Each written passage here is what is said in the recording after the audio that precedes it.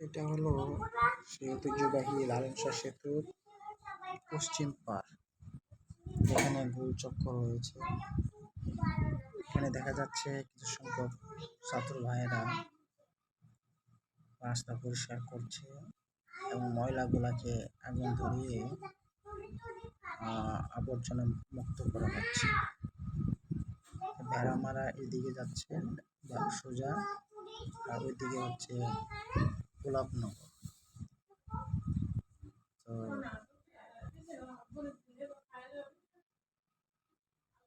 ধন্যবাদ এই সমস্ত ছাত্র ভাইদেরকে যারা রাস্তাঘাট পরিষ্কার করতেছে।